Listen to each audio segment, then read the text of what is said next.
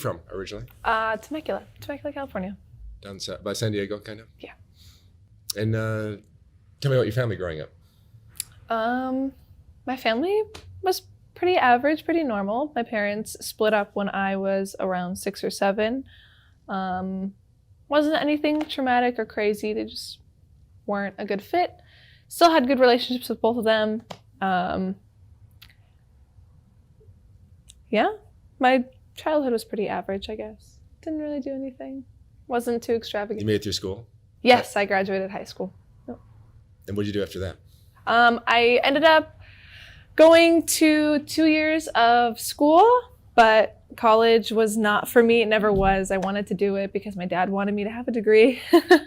So I ended up dropping out and leaving and then pursuing what I actually wanted to do, which is tattooing. Oh, is that right? So your childhood was good? Mm-hmm. No terrible No, nothing crazy. It was pretty average up until like high school time, and then high school got a little wild, but it wasn't home that was crazy. It was school that was crazy. Mm-hmm. And friendships. And you've had some interesting relationships, it sounds like.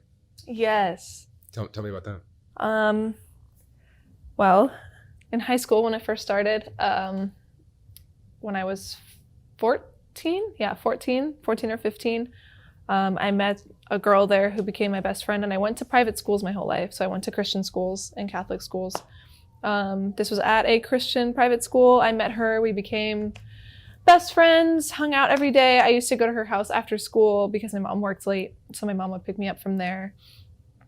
Her mom was a meth addict, or is, I don't know, I don't talk to them anymore, was a meth addict for about 25 years at that point. Became best friends with that family. Her house was in shambles. It was horrifying. They didn't have windows, didn't have doors. I don't know. We ended up both being trafficked for a little bit from her mom, and then the girl got expelled from our school, so I never saw her again. Last I heard, she was a woman of the night, prostituting herself in Oklahoma, but I don't know anymore. Yeah, that relationship kind of fucked me up for a little bit, and then I got over it. High school was pretty normal, and then my senior year, I met my ex-boyfriend. His name was Jesse. Well, I thought his name was Jesse. His name was not Jesse. We met, I was 17. We met in September, October of 2016. Yeah. And then we were together until I was about almost 19. Yeah. Pretty crazy. What kind of things happened? Well. How did it start? How did it start? Oh, I don't know. Let's see. How did it start? So we met through family tree. Hold on. My best friend at the time, her name was Justine. She was dating this kid named Landon, and Jesse was Landon's roommate. So he lived with Landon. Landon was our age. He was 16, 17. Justine was also 17, and Jesse was 21 or 22 at the time. So red flag number 1, he was 21 or 22 dating a 17-year-old. I didn't see the red flag at the time, but I see it now as a 22-year-old. I would never date a 17-year-old. But it started, he would come to school plays and things of the sort with Landon to go support our friend Justine. So I met him mutually. We started hanging out, and then we got into a relationship pretty quickly, maybe like a month after meeting and talking. Yeah. And it started out smoothly? Yeah, it started out pretty okay. It was my first relationship, so I didn't really have a basis of what I liked and what I didn't like, or what was normal and what wasn't normal. So it started pretty normally, and then about like 5 or 6 months in, it started to spiral. He started telling me of these delusions that he was having. that he thought he was God, and he thought he was the devil at the same time, and he thought he knew how the world was going to end. And he thought that I was going to be a part of it, and I was some priestess from a different life trying to contact him. I don't know, some weird spiritual shit that became delusions that he believed. He moved in with my mom and I in Marietta about, I want to say 8 months into dating. It wasn't a definite like, oh, like, do you want to come live with us? It was, he would stay with us for weekends. I would pick him up because he lived kind of far. So I would go pick him up. He didn't have a car. He didn't drive. He didn't have a license. Red flag number 2. But I would go pick him up from his mom's house, and then he would come to our house and stay for like a weekend, Friday through Sunday or Monday morning, and then I would drive him back. And then over the course of those like 8 months, he started to just stay longer durations of time. And then he just slowly moved in. So it wasn't the healthiest way to go about it. And I definitely wouldn't have anybody living with my parents now. But those delusions kept progressing. They kept progressively getting worse. I used to do photography for musicians and bands and such. And he would come with me to shows. And we would drive home at like 3, 4 o'clock in the morning, early. Nobody's on the road unless they're, commuting to work. And we would drive home, and there'd be like 1 or 2 cars on the road far behind us. And he would look at me seriously and say, you know why these people are following me? They know what I am. They know what I'm capable of. They know who I am. Delusions. And I would have to sit in the car and kind of agree just in case I didn't want him to like crash. But yeah, these delusions kept progressing. It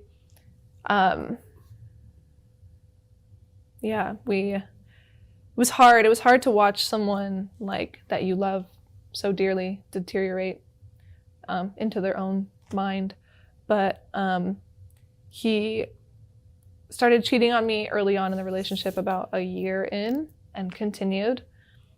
I would catch him cheating all the time. It was, as far as I know, it was only physical with a girl twice, maybe.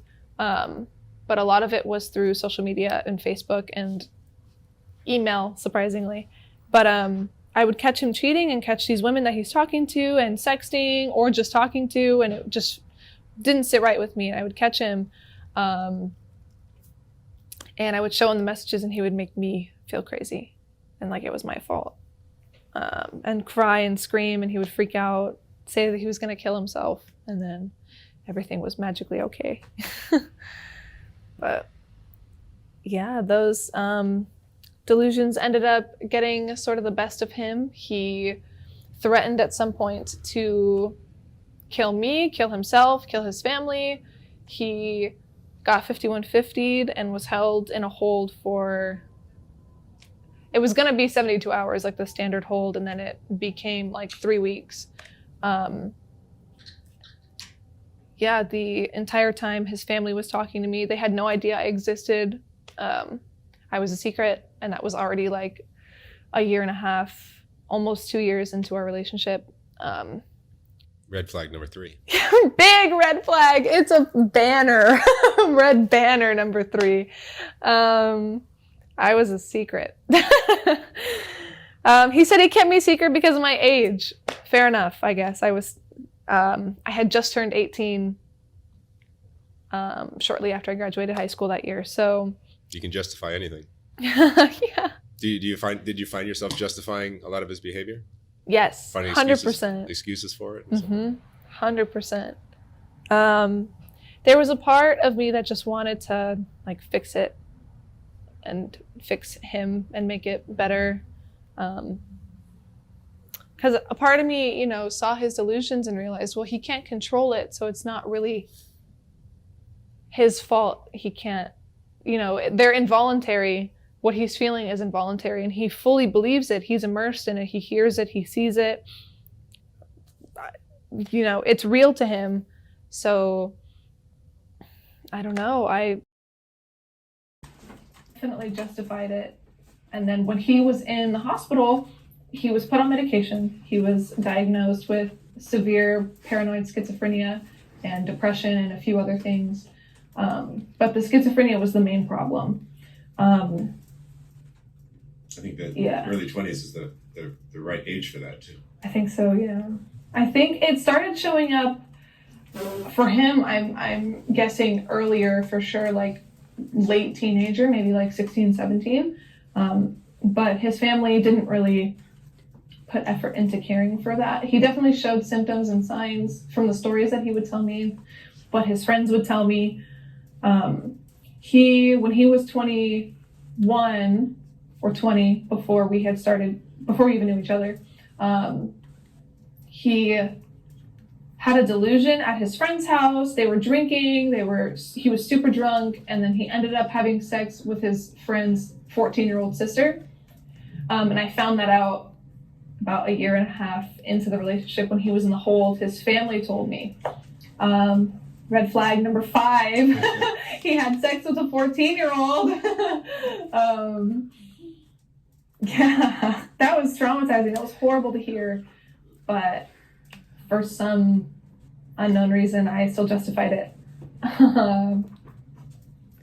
Yeah, in the hospital, he was okay. I would go visit him with my mom. I would go visit him with his mom once they found out about me.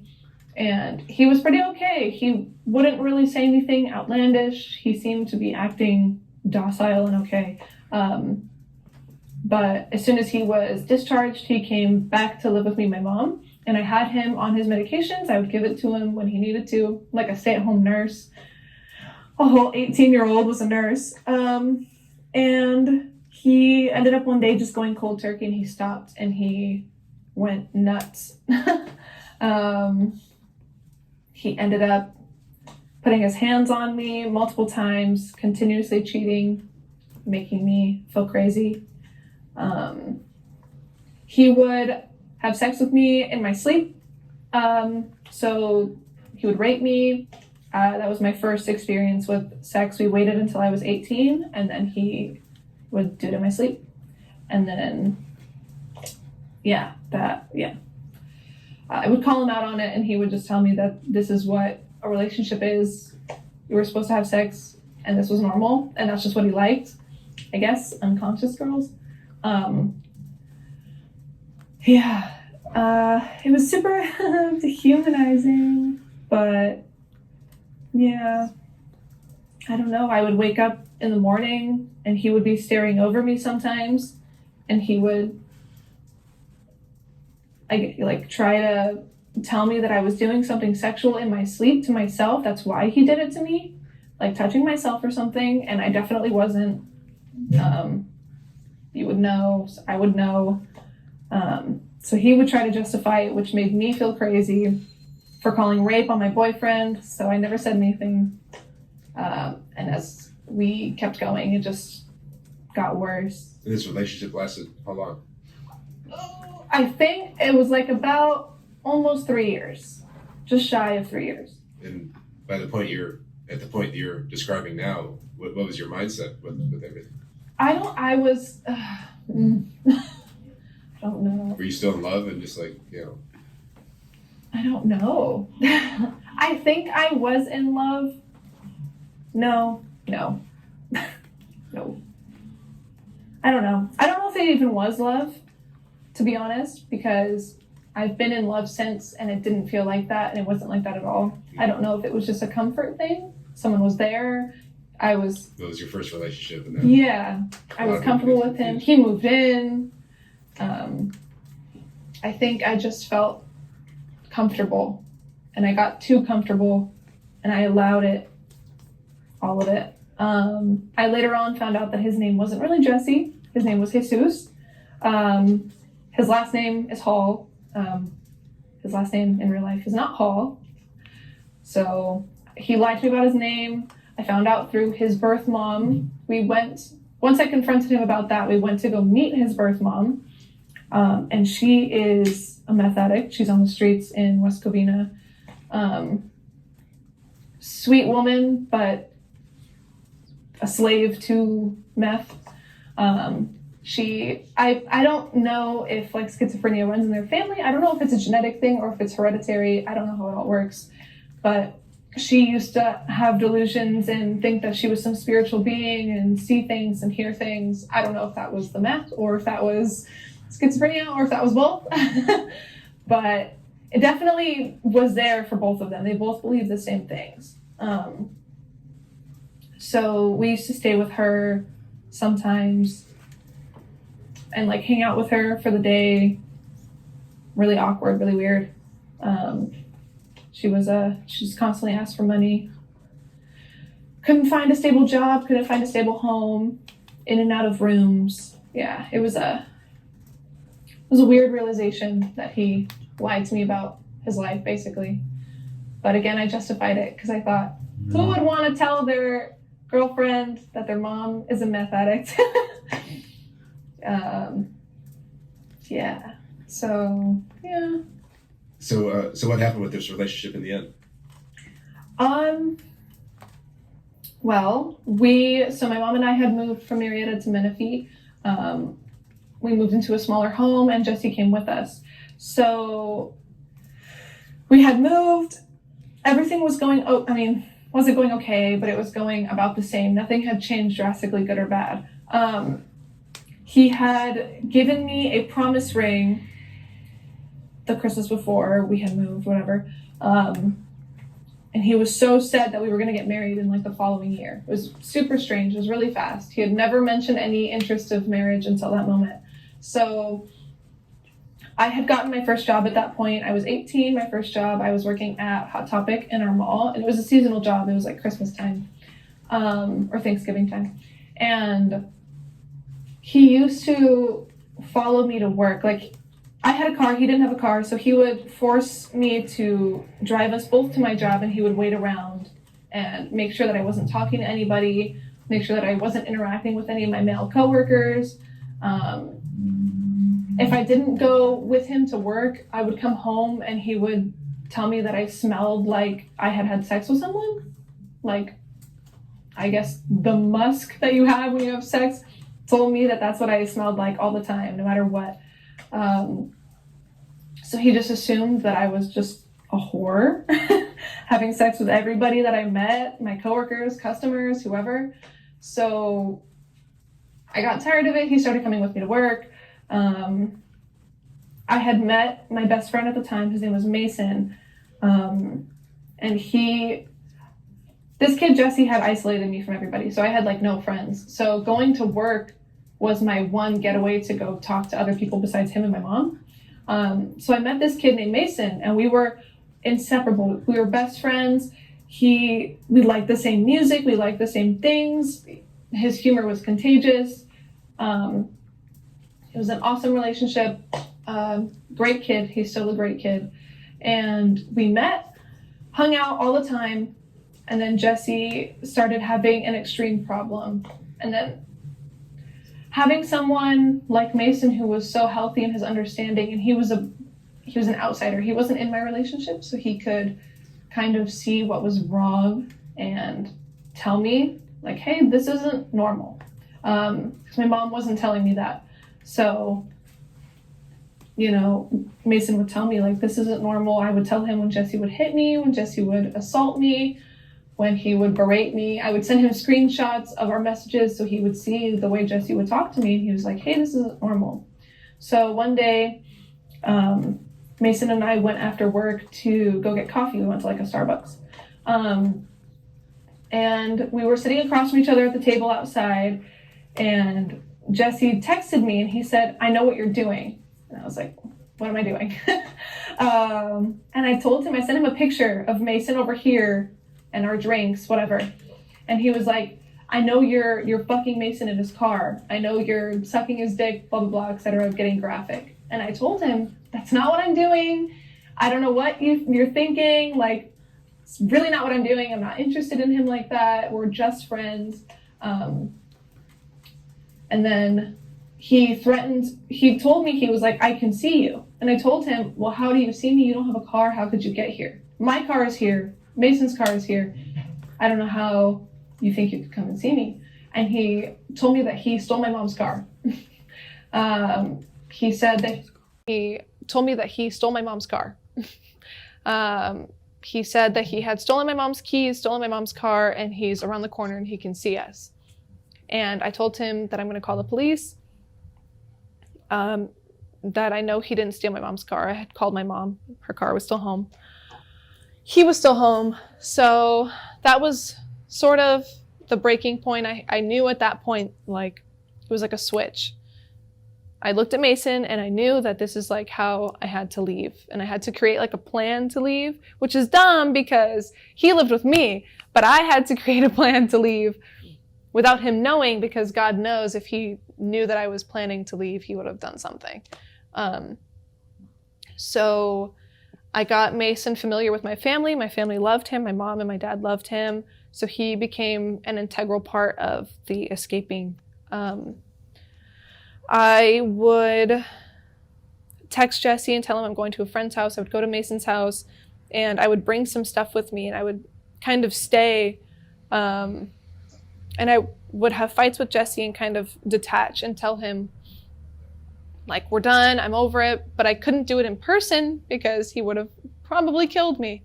So I'd kind of have to do it away from him and everyone else. But he couldn't know where I was at because I didn't want to put Mason and his family in danger.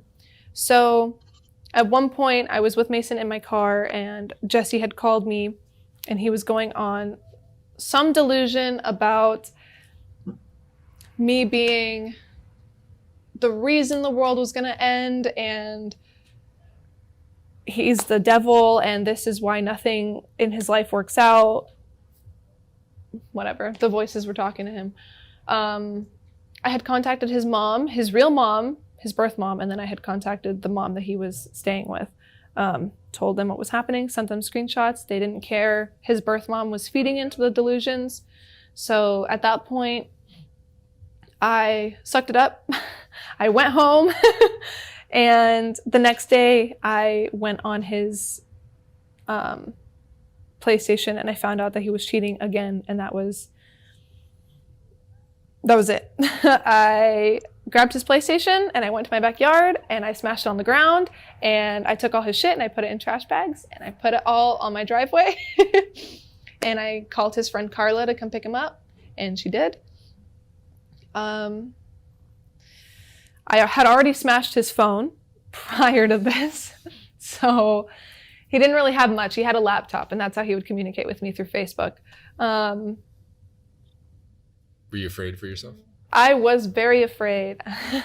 Yeah, I was afraid. I was more afraid for my mom because she didn't deserve to deal with that. But I brought crazy into her home. About a month or two later, about 2 months later, when everything was said and done, Jesse had left. I hadn't had contact with him in that amount of time. I had changed my number. I had done everything I could to get away from him. Mason and I kind of started talking, like very casual dating, whatever. Jesse had found out. I don't know how. I think through social media. I think he found Mason's Instagram and saw that Mason had posted a picture of us. So at that point, Jesse had contacted me again through social media, through a burner account that he had made, saying that he needed to come pick something up from my house that he had left when I threw him out. So he had come. He came to my mom's house, picked me up, or not picked me up. He came to my mom's house, knocked on the door. I opened the door and he was in a white button-down shirt and slacks. It looked like he was going to go to a wedding. I think that was what he needed. I think he needed a suit. He was in white button-down slacks, nice shoes, and his sleeves were rolled up to his elbows. And he was bleeding he had cut himself from like here to here, just straight down, planning to end it all. He had cut himself, and he was bleeding at the door. And I knew he just wanted sympathy. So I had zero sympathy left for him. I didn't give a shit. So I went inside, I grabbed the suit that he needed, and I brought it back out to him and shut the door in his face, and that was it. And he left. And a few months later, I had heard from him again, just kind of threatening me from different accounts. He would make different Instagram accounts and try and find me and threaten me and call me a whore and whatever. But yeah, that was a long 2.5-year relationship at a really young age. You're lucky to have gotten out of it.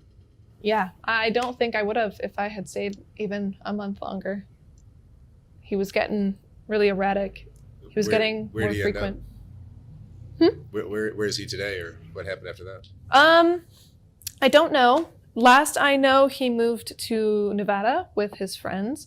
I had messaged his dad, who is not his birth dad, but I think it's his uncle who raised him. I messaged him on Facebook, and I had told him maybe in July, this past July, I had messaged him and told him everything that had happened and said, hey, like, I'm getting help, but I want you to know that, like, Jesse did these things. I don't know if he has a girlfriend right now, but I feel like he should not have a girlfriend. And his dad just kind of said, oh, okay, and then ignored it. So I think Jesse is in Nevada. He is excused for all he does. Nobody holds him accountable.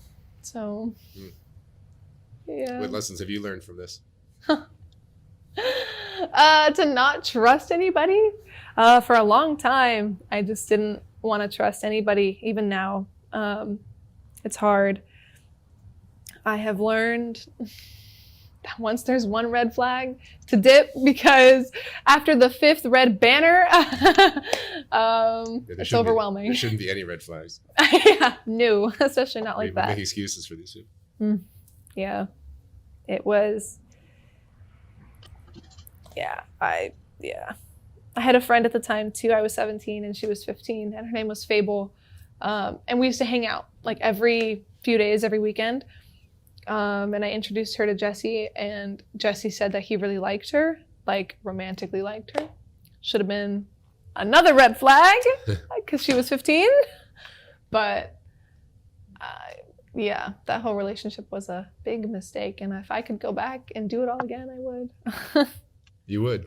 I would. I would go back to high school and put myself through that to just not. Oh, and not get involved with him. Yeah. Yeah. To ignore him, delete him, block him, just never see him again. That'd be great. Are you behaving? Are you avoiding those kind of red flags in other relationships you've had? I think so. I think I'm doing a better job at regulating the red flag basis. For the few years between that relationship and the one I'm in now, I was a mess. I was everywhere. I definitely was looking for red flags. Something, even now in the relationship I'm in, it's very normal and calm. And something I look for is chaos, because I was so used to that and it felt normal. So I have to dial it back now. And you're still young yet. How old are you? I'm 22. 22. Yeah. You're still a kid. I am. But 22. You learned a hard lesson at a young age. Yeah, really hard lesson. A really, really painful, long-lasting lesson. Yeah, a first relationship shouldn't be like that. No, I was a hopeless romantic. I wanted my first relationship to be it. You know, high school sweethearts, but quite the opposite. Quite the opposite. All right, Gabrielle, thank you for sharing your story. Yeah, thank you. Hope that never happens to you again. Me too. Thank you very much. Yeah, thank you. Thanks.